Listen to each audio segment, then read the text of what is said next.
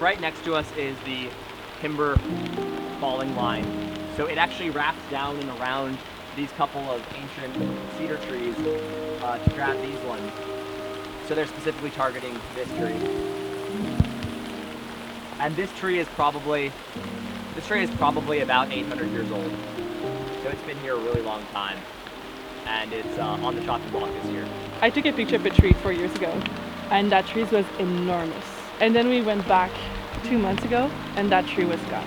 I feel like so many people in our generation are just used to this sort of thing happening now that we just talk about it for what it is. It's almost like an emotional bankruptcy to be like, oh yeah, these are going. I remember feeling personally very sad and angry about it, and still definitely do deep in my heart, but that doesn't come up as much every time. It's extremely pragmatic. It's like, okay, this is happening, we're going to lose some. How do we talk about saving what's left? How do we talk about keeping around as much as we can? It's important to feel as much as you can feel about this kind of topic, but then process through it to a point where you can think about solutions and strategy and doing what you can around your community to keep things like that from happening. Sometimes it's so easy to be like, why am I losing so many years of my life trying to defend those trees when they get cut so easily? We feel sadness, we feel anger. But then when you come to a forest and you're like, okay, right, that's why I'm doing it. It's so grounding. I remember the first time I came to an old growth forest that was going to get cut down. I could barely handle the grief of it. You're a human that's been around for 20 years and you're seeing something that's been around for 1,000 just get utterly destroyed, and you kind of feel like you're responsible for stopping it. You do everything you possibly can and it still gets cut a lot of the time. It's really traumatic, and you kind of have to build up that scar tissue so that you can keep going and keep fighting for these places.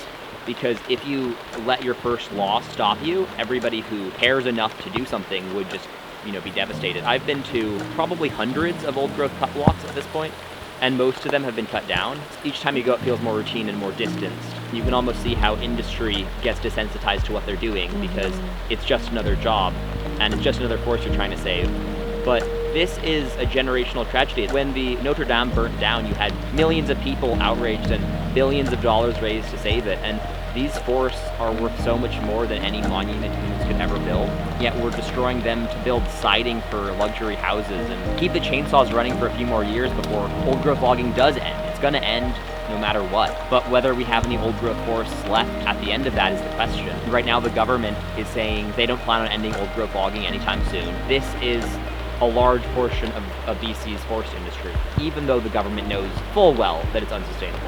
Every expert panel they've ever put together has said they shouldn't be doing this, and they continue to blissfully talk and long. With their world, we're not going to have any old growth forest left in most areas.